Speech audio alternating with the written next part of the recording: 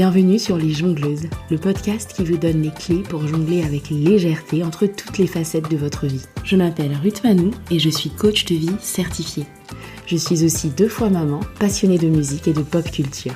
Et chaque semaine, je m'inspire de tout ça pour vous aider à retrouver votre voix intérieure, loin des injonctions et des chemins balisés. Pourquoi ? Pour que vous puissiez jongler avec fluidité entre toutes les facettes de votre vie. Je vous donne rendez-vous tous les vendredis pour un nouvel épisode.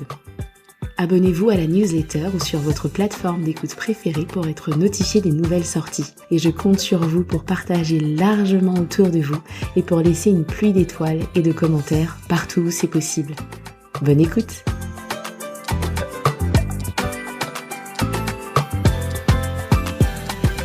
Hello tout le monde, j'espère que vous allez bien.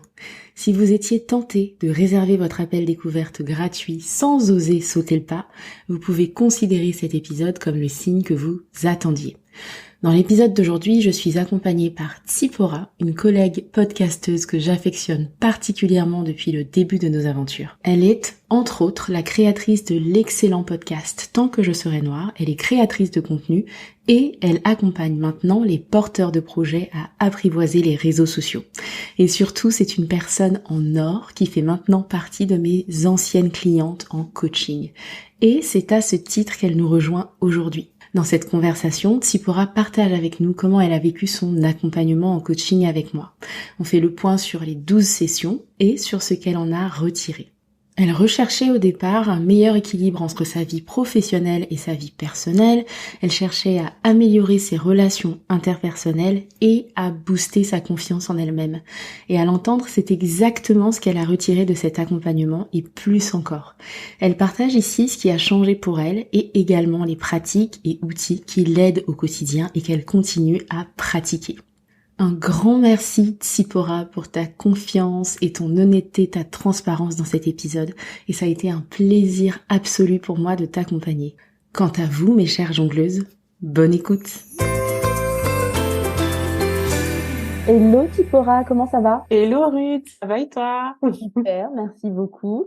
Alors on est ensemble aujourd'hui pour notre dernière session d'un accompagnement de 12 sessions. Et je te propose qu'on fasse un bilan, que tu nous dises un peu ce que tu en as retiré, comment tu as trouvé l'accompagnement et tout ça. Est-ce que ça te va ? Yes, ça me va. Super. Alors, quelles étaient les raisons qui t'avaient poussé à faire appel à mes services ? Alors, il y en avait plusieurs. La première, c'était de trouver un meilleur équilibre entre le pro et le perso. Étant à mon compte, c'est pas évident en fait de trouver en fait un ratio qui soit bon pour soi. Donc, j'avais besoin d'une personne extérieure pour travailler sur ça. J'avais aussi besoin d'avoir un vrai travail sur la confiance en moi. Et du coup, voilà, j'avais aussi besoin de quelqu'un pour m'aider dessus. Et surtout d'une coach parce que la thérapie, c'est pas la même chose. En fait, j'avais vraiment besoin d'un espace dans lequel je pouvais avoir la possibilité de parler boulot, de faire des mini-bilans, de travailler sur le plan du mois. Donc ça c'était hyper intéressant. Donc voilà, il y avait une volonté de travailler sur la confiance en moi et un meilleur ratio entre le pro et le perso et l'interpersonnel. Ce qui est intéressant, c'est que tu dis, j'ai préféré le coaching par rapport à la thérapie. Est-ce que tu peux nous partager ce que toi tu trouves différent dans ces deux modalités? Donc tu as parlé un peu du côté action, etc. Mais qu'est-ce que tu trouves différent entre ces deux modalités? Oui. Alors, c'est vrai que la thérapie, pour moi, c'est plus un travail. Alors, j'ai plus fait thérapie style un peu psychanalyse, où on travaille sur comment c'était pendant mon enfance, etc., les rapports avec la famille, etc. Et j'avais toujours l'impression qu'on parlait toujours des autres, donc de la famille, des autres, etc. Et j'avais besoin d'un espace où c'était vraiment moi et mes problématiques du moment qui pouvaient être abordées. Et je trouve qu'avec le coaching, c'est ça qui fait la différence. C'est que certes, on va de temps en temps faire des retours en arrière, mais c'est pour me servir aujourd'hui en tant que la Tsipora d'aujourd'hui et de demain. Donc le coaching, pour moi, c'est vraiment un espace pour soi. C'est un peu la petite bulle. Donc moi, c'était des sessions à peu près tous les mois. Donc chaque mois, je savais que j'avais mon petit moment à moi avec Ruth dans lequel j'allais pouvoir aborder des problématiques que j'avais dans mon quotidien. Une personne qui allait m'écouter et qui allait en fait me pousser à trouver des solutions qui en fait était déjà en moi. Mm. Donc c'est ça que je trouve magique en fait avec le coaching, c'est que c'est pas quelqu'un qui te dit faut faire ci, faut faire ça. Au final, c'est des questions qui te sont posées pour faire ressortir les solutions qui viennent de toi en fait. Ouais, exactement. Exactement. C'est ça l'objectif, parce qu'elles y sont, effectivement, les réponses. J'imagine que ça aurait pu être un frein, le fait de se dire, bah d'ailleurs, c'est ce que tu me disais tout à l'heure, la peur qu'on te dise, fais ci, fais ça, c'est ça la réponse, etc. Qu'est-ce qui fait que ça, par exemple, cette crainte-là, elle t'est pas bloquée au moment de te dire, OK, je passe à l'action? Bah c'est vrai que bah je me suis dit bah faut que tu testes déjà pour voir si ça peut te convenir ou pas. Et donc ouais, il y avait un peu ce truc de allez, j'y vais, je tente. En plus, il y avait un appel découverte, donc ça m'a permis aussi de voir comment ça se passe une session en réalité. Mm. Et au final, bah j'étais à l'encontre. Enfin, c'était pas du tout les clichés que j'avais, et je me suis dit bah en fait c'est génial, c'est ce qu'il me faut. Donc voilà, c'est ce qui m'a poussé à y aller, c'est l'appel découverte, pour tout te dire. Je pense que sans l'appel découverte, j'aurais peut-être eu du mal à prendre le pack en entier parce Ouais. que j'avais quand même besoin de voir c'était quoi concrètement une session de coaching. Mm. Ouais. Très bien, très très bien. Parce que je propose deux types de sessions, il y a des packs de 6 et des packs de 12. Qu'est-ce qui t'a poussé toi à prendre un pack de 12 enfin plutôt qu'un pack de 6 par exemple? Bah c'est vrai que moi je sais que je suis quelqu'un qui a besoin de temps pour processer. Mm. Du coup, je trouvais que 6 c'était peut-être pas assez pour vraiment ancrer en fait des habitudes, ancrer un mindset, etc. Donc ouais, 12 pour moi c'était tu prends vraiment le temps pour toi, et c'était aussi un cadeau que je m'offrais. En tant qu'entrepreneur, c'est rare. Donc je me suis dit bah vas-y, peut-être que tu iras pas te faire masser tous les mois, à la place tu t'offres cet espace. C'est Donc pas masser le 12, cerveau. c'est ça. Donc, me faire masser le cerveau 12 fois, c'était top. Voilà. Je vais peut-être intégrer ça sur mon site. Venez vous faire masser le cerveau. Et du coup, par rapport aux objectifs ou aux besoins que tu avais au démarrage, comment les choses ont évolué pour toi depuis? Très bien. Honnêtement, j'ai pu voir une évolution. Donc, ça veut dire que ça marche dans le sens où je peux voir un avant-après et même une progression en cours. Mm. Et ce qui est bien aussi avec les sessions de Ruth, c'est que vu qu'on fait des mini bilans, il y a aussi ce truc dont on voit en fait d'où on vient et puis comment on avance. Et du coup, bah, je trouve que c'est hyper intéressant de voir cette courbe de progression. Donc ouais, je dirais que ça a même dépassé en fait mes attentes. Je pensais pas du tout finir avec un bilan aussi positif. Et c'est vrai que souvent on n'y croit pas, on se dit voilà, c'est des personnes qui donnent une note parce que voilà, mais concrètement moi ça m'a énormément aidé dans ma manière de réfléchir, mon rapport aux autres, le fait d'être plus responsable en fait des actions qui peuvent m'arriver, le fait de mieux gérer mes émotions internes. Enfin voilà, c'est des choses que je pense que j'aurais pas faites, ou du moins ça aurait pris plus de temps de le faire seule. Mm. Et du coup, avoir ce petit coup de pouce mensuel, franchement, ouais, ça m'a vraiment aidé sur le long terme. Et surtout, Mm. c'est des mécanismes que je pourrais réutiliser par la suite, et c'est ça qui est top. Il n'y a pas ce rapport de dépendance avec la professionnelle. En fait, c'est pas me dire bah demain j'ai plus de session. Oh my God. Mm.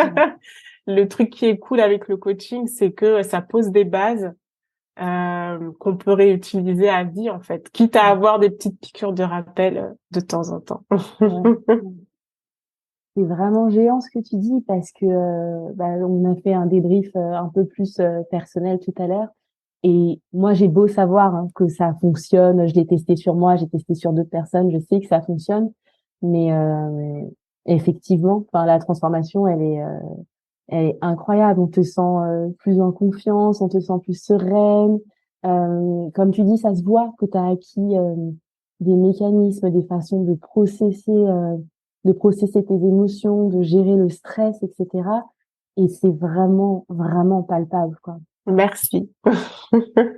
Parmi les mécanismes que tu as acquis, est-ce que tu pourrais en partager certains plus spécifiquement avec moi et avec l'audience? Oui.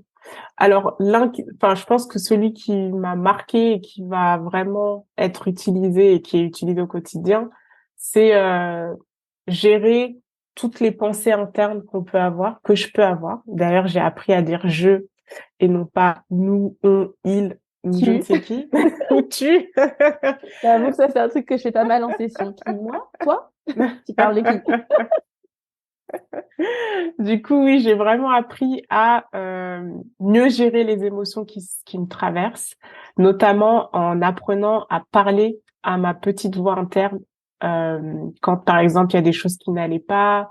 Donc, apprendre à la rassurer, euh, lui faire comprendre que bah je comprends qu'il y a telle émotion qui se passe dans ma tête et dans mon corps, mais que tout va bien se passer.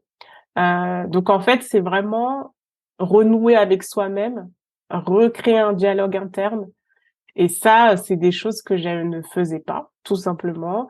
J'avais plutôt tendance à rejeter la faute sur l'autre ou l'extérieur. Donc il y avait toujours des facteurs exogènes, mais jamais je regardais ce qui se passait vraiment chez moi et comment moi je pouvais régler certaines situations en interne en fait.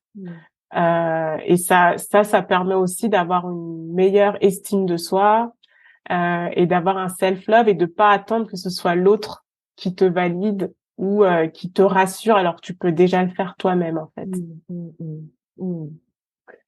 Moi, ce qui m'a frappé dans notre travail ensemble, c'est que avant qu'on travaille ensemble, c'est que je pense que tu es quelqu'un qui avait déjà beaucoup de, tu te connaissais déjà pas mal, ça se sentait, ça se voyait aussi que tu avais lu pas mal de choses sur le développement personnel, que tu réfléchissais pas mal à toi-même, tu projetais aussi une certaine image de confiance en soi.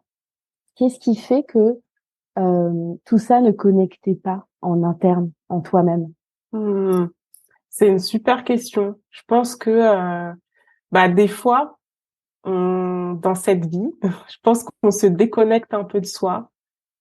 C'est cool hein, d'apprendre, de lire des choses, d'écouter des podcasts, mais tu vois, je me souviens d'une séance où je crois que je t'avais parlé du bouquin sur les blessures. Mm. Et je te disais, bah, il est cool, mais par contre, la mise en application, c'est pas évident. Et tu m'as dit une chose, c'est que, bah, en fait, c'est cool ce genre de bouquin, mais chaque situation est différente. Chaque personne a enfin, a ses propres problématiques. Donc, du coup, tu peux pas copier-coller, en fait, on va dire, un mode d'emploi et penser que ça va fonctionner, quoi. Et je pense que vraiment, ce qui faisait que c'était pas connecté, c'est qu'à un moment donné, on a plein d'infos qui viennent de partout, mais jamais on prend le temps de digérer déjà Mm. et de faire des connexions avec soi-même et de se dire, bah voilà ce qu'on propose, comment moi, ça peut matcher avec qui je suis aujourd'hui, en fait, et mes capacités. Mm. Et je trouve que, bah, c'est ce qui manquait, en fait. C'était d'avoir cette reconnexion à soi Mm. et de comprendre ses limites aussi. Mm. Donc ouais, je pense que il manquait juste moi, le facteur qui connecte avec tous ces éléments. Mm. Comprendre ses limites, reconnaître ses forces, intégrer son histoire. Exact. Ouais. Exact. Et à partir de là, avec C'est vrai. énormément de force, quand tu pourras. Ok. Alors, on vient de voir ensemble comment tu as tellement progressé sur tellement de choses et tout ce que le coaching t'a apporté. Comment est-ce que tu vas continuer à faire vivre toutes ces évolutions, en fait, au quotidien? Bah, je pense qu'il y a déjà des mécanismes qui sont là, notamment ce travail de dialogue interne, euh, ce travail oui, de responsabilité, et surtout embrasser toutes les parts de moi. Donc ça, c'était pas évident et c'est encore un process en cours. Mais ouais, je pense que continuer ces exercices ou même ce travail de self-love, continuer ce travail de partager avec l'autre, s'écouter au maximum, euh, mettre fin à ce people pleaser syndrome. Mm. Donc ouais, je pense qu'il y a pas mal de choses, de mécanismes qui au final sont un peu ancrés maintenant. et que du coup, je vais pouvoir continuer à mettre en application parce que c'est un long chemin et que voilà, j'avance à mon rythme. Génial, génial. Et puis de toute façon, tu sais que je suis toujours là. Oui, Pour les anciennes clientes, tu sais qu'il va y avoir cette offre ou une possibilité de travailler session par session. Et c'est oui, uniquement possible parce que justement, comme tu dis, tu as posé les bases en fait. Tu as vraiment travaillé les fondations et ça se voit que c'est intégré, ça se sent, c'est vraiment palpable.